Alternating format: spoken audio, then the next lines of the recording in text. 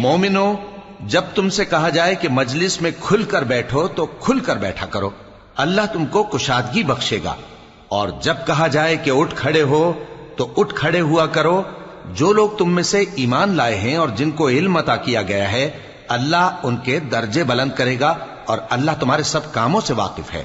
مومنو، جب تم پیغمبر کے کان میں کوئی بات کہو تو بات کہنے سے پہلے مساکین کو کچھ خیرات کر دیا کرو، یہ تمہارے لیے بہت بہتر اور پاکیزگی کی بات ہے، اور اگر خیرات تم کو میسر نہ آئے تو اللہ بخشنے والا مہربان ہے۔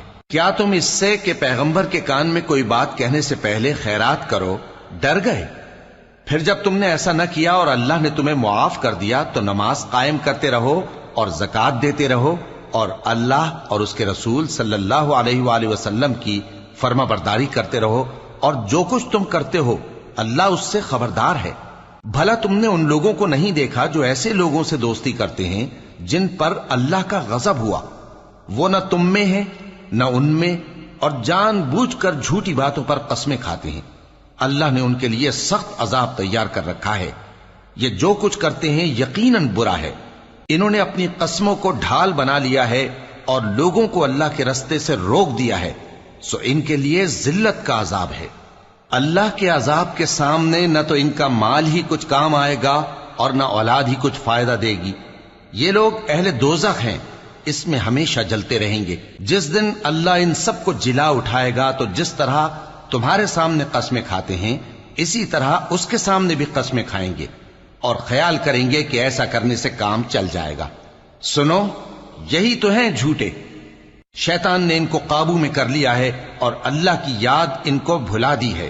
یہ لوگ شیطان کا ٹولہ ہیں، اور سن رکھو کہ شیطان کا ٹولہ ہی نقصان اٹھانے والا ہے۔ جو لوگ اللہ اور اس کے رسول صلی اللہ علیہ وآلہ وسلم کی مخالفت کرتے ہیں وہ نہایت ذلیل ہوں گے۔ اللہ نے یہ بات لکھ دی ہے کہ میں اور میرے پیغمبر ضرور غالب رہیں گے۔ بے شک اللہ زور آور ہے، صاحب اقتدار ہے۔ جو لوگ اللہ پر اور روز قیامت پر ایمان رکھتے ہیں تم ان کو اللہ اور اس کے رسول صلی اللہ علیہ وآلہ وسلم کے دشمنوں سے دوستی کرتے ہوئے نہ دیکھو گے، خواہ وہ ان کے باپ یا بیٹے یا بھائی یا خاندان ہی کے لوگ ہوں۔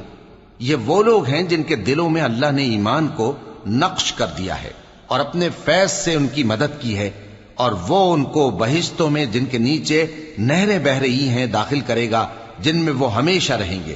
اللہ ان سے خوش اور وہ اللہ سے خوش۔ یہی لوگ اللہ کی جماعت والے